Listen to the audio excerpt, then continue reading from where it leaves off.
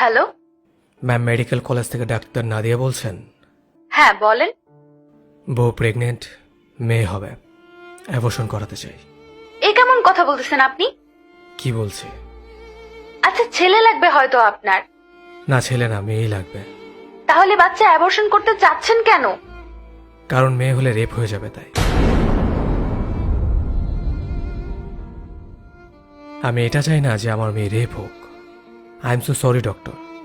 আমি জানি আপনার কাছে কল আসে, আর এটার কারণ এটাই হবে যে আমি কাবিন দিতে পারবো না বা পড়াশোনা খরচ দিতে পারবো না।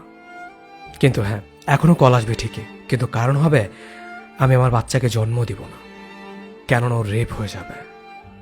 ঢাকাতে 1 বছরের বাচ্চাকে রেপ করা হয়েছে। 1 বছরের বাচ্চা কতটুকু হয়, কি বা বুঝে? এই ছোট বাচ্চা রেপ হয়েছে। আই এম সরি আপনার সময় নষ্ট করার জন্য।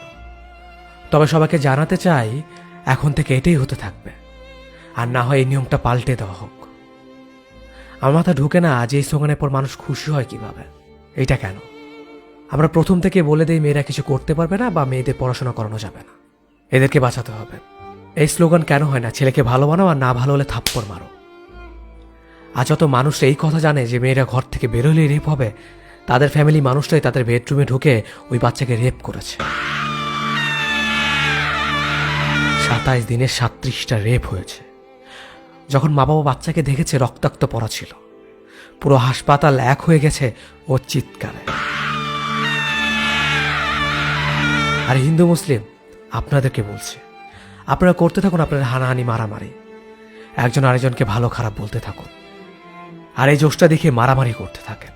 যদি একটু শরম থাকে তাহলে ওই সব জানোয়ারদের বিরুদ্ধে দাঁড়ান যেসব জানোয়ার মেয়েদের রেপ করে। আর কাউকে বলার দরকার নেই যে মেয়েরা কিছু থেকে কম না।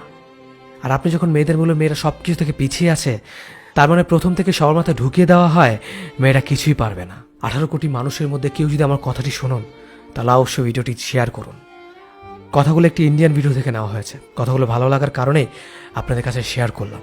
ভিডিওটি যদি ভালো লাগে তাহলে অবশ্যই আপনি ফেসবুকের টাইমলাইনে ভিডিওটি শেয়ার করবেন। ধন্যবাদ সবাইকে।